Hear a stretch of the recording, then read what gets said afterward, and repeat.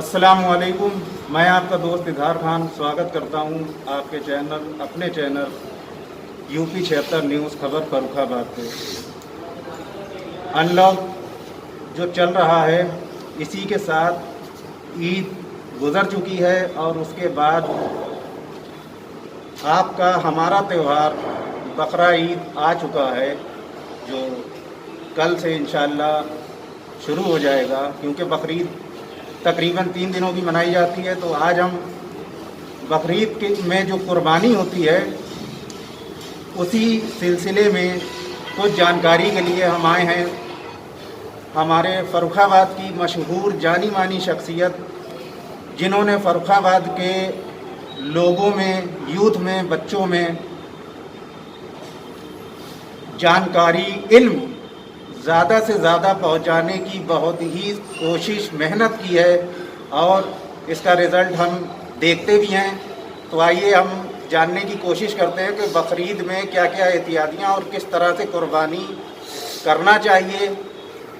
तो हम जानने की कोशिश करते हैं मुफ्ती शमशाद अहमद चतुर्वेदी साहब से। आइए उनसे बात करते हैं। मौलाना साहब, बकरीद आ चुकी है और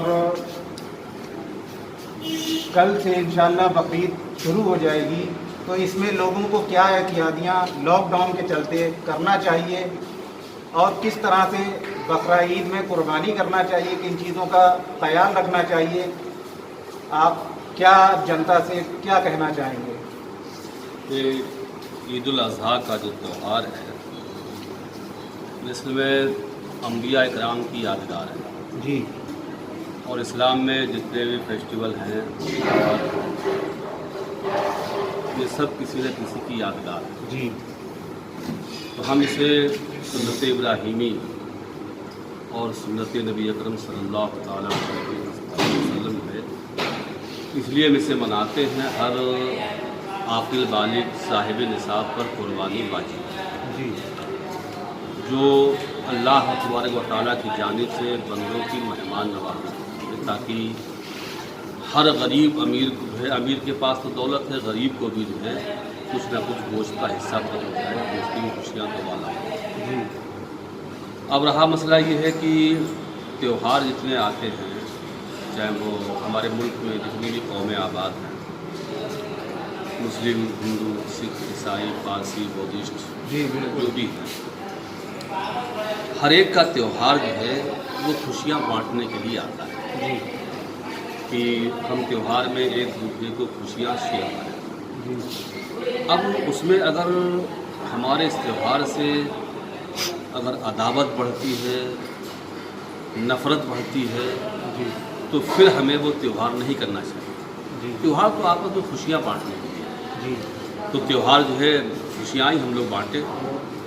अब जो शासन प्रशासन ने हमारे लिए गाइडलाइन जारी की है कि नालियों में खून ना बहाएं, खुले में कुर्बानी न करें या दूसरे संप्रदाय के किसी भी शख्स को कोई तकलीफ ना पहुँचे, तो ये शासन प्रशासन ना भी कहे तब भी हमारी जिम्मेदारी है।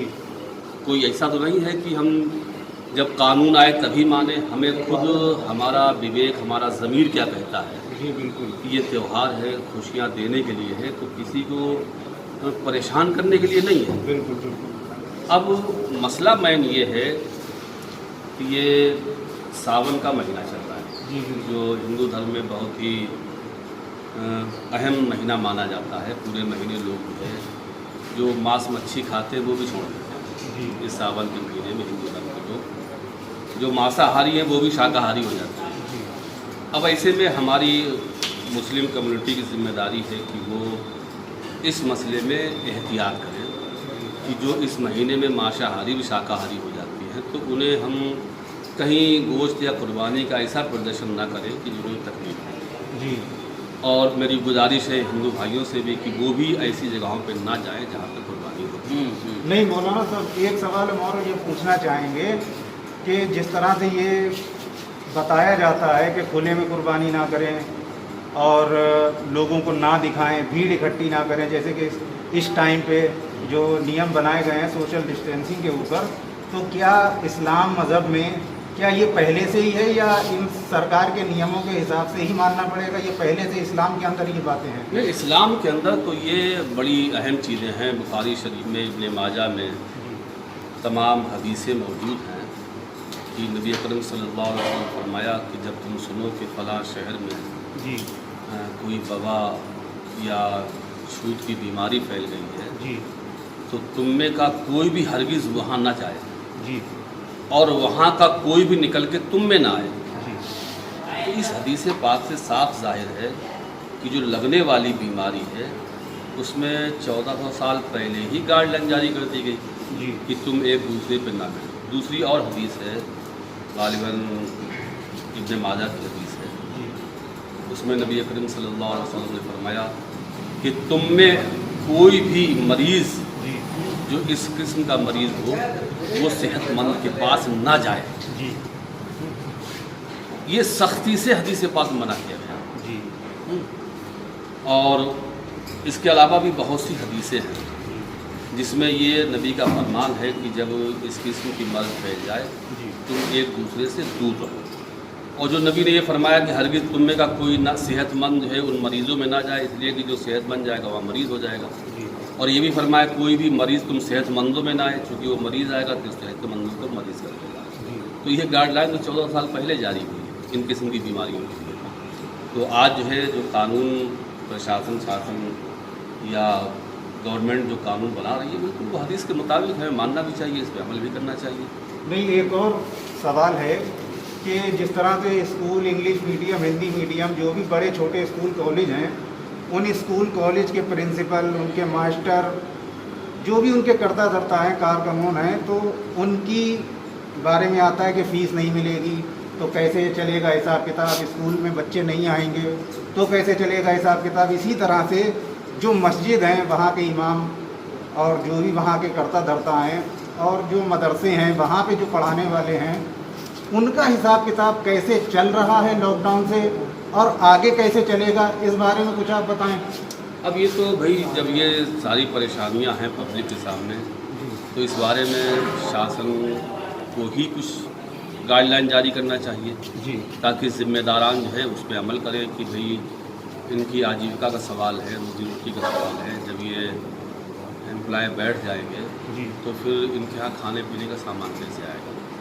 ये गवर्नमेंट को ही गाइडलाइन जारी करना पड़ेगा, वरना अपने हाथ तो ऐसा है कि मस्जिदों में जुमा नहीं हो रहा है तो पैसा जमा नहीं होता, इमामों की तनख्वाहें नहीं निकल रही हैं। जी लेकिन फिर भी जो है जिन मस्जिदों में दुकानें हैं या और आमदनी के ज़राए हैं जी तो उनको तो ये सख्त हिदायत है कि वो इमाम को पूरी तनख्वाह दें जी कि चूँकि आमदनी तुम्हारी जो है वो मस्जिद के जुमे के चंदे पर तो मुनहसर है नहीं, जी आपको दुकानों का किराया मिल रहा है, दीगर आमदनी के स्रोत जो है उनसे जारी है, तो इमाम को आप पूरी तनख्वाह दें, मुअज्जिन को पूरी तनख्वाह दें, तो तुम्हारे खर्चों में तो कटौती नहीं हो रही जी है। अपने खर्चे पूरे चल रहे, सारे इंतजाम हो रहे, शादी भी हो रही, जी सिर्फ कटौती हो रही, थोड़ी सी तनख्वाह मिलती इमाम को उसमें। ये तो मुतवल्ली ये जितने भी मुतवल्ली हैं मस्जिदों के, ये उनकी ज़िम्मेदारी है जी कि वो इमाम को पूरा दें, उसमें कोई भी कटौती ना करें। इसलिए कि इमाम को जो दूसरे अफराद हैं, गवर्नमेंट जॉब में हैं लोग जी या प्राइवेट जॉब में हैं, किसी को 20,000, 25,000, 40,000, 60,000, 70,000, यहाँ इमाम को जब बहुत ज़्यादा मिलती है तो 5,000, उसमें क्या कटौती की जाएगी? जी बिल्कुल। उसको जीने के लिए तो पहले से दिया जा रहा था, अब जी। उसमें कम कर दिया तो मरने का गार पहुँच जाएगा। हम्म, तो उसकी जो थी ही नहीं पहले से, अब उसमें भी जो है तुम कटौती कर रहे हो, जी तो फिर समझ लो कि ये जितने भी जिम्मेदार हैं वो इंतज़ार करें फिर कि खुदा का जो है कहर न नाज़िल हो जाएगा।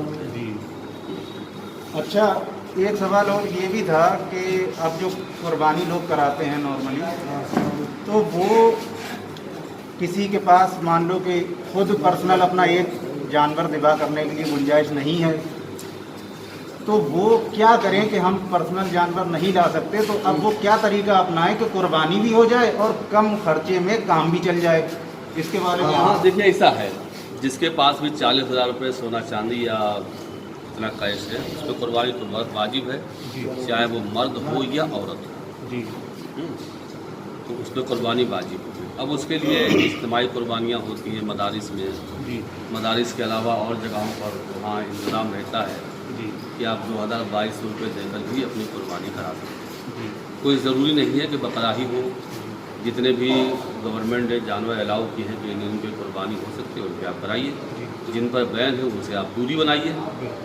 ان پہ نہ کریے قربانی، بلکہ اسے چھوڑ ہی دیجیے۔ تو قربانی ہو سکتی ہے، 2200 روپے میں ہو سکتی ہے، ہمارے یہاں 2200 روپے میں ہو رہی ہے اجتماعی قربانیاں۔ تو آدمی جو ہے چاہے تو وہ کر سکتا ہے، اس کے لیے یہ نہیں کہ آپ 20,000 کا بقرہ ہی لائیں، 20,000 کا بقرہ لے آئیں گے، 40,000 روپئے کو لا کے پاس، تو 20,000 میں کیا اپنا پرواہ چلا لیں گے آپ۔ جی تو جن کے پاس کم پیسہ ہے ان کے لیے ہے کہ وہ اجتماعی قربانی میں بڑے جانور میں حصہ لیں اور ان کا ہی واجب ادا ہو جائے گا۔ تو ہمارے ساتھ تھے مفتی شمشاد احمد چترویدی صاحب، جنہوں نے بقرہ عید میں آنے والے مسئلے اور قربانی سے متعلق اور تمام جو مدرسوں کی اور تمام جہان کی جو بھی دقتیں ہیں لوگوں کی، عام لوگوں کی، ان کے بارے میں کافی اچھے سے لوگوں کو بتایا، ہمیں بھی جانکاری ملی، آپ کو بھی ملی۔ تو آپ بنے رہیے ایسے ہی اچھی ویڈیوز کے لیے اور جانکاری کے لیے، اپنے علم میں اضافہ کرنے کے لیے ہمارے ساتھ UP 76 نیوز کے ساتھ میں آپ کا دوست اظہار خان، کیمرہ مین ہارون کے ساتھ پھر ملتے ہیں اگلی ویڈیو میں۔ السلام علیکم۔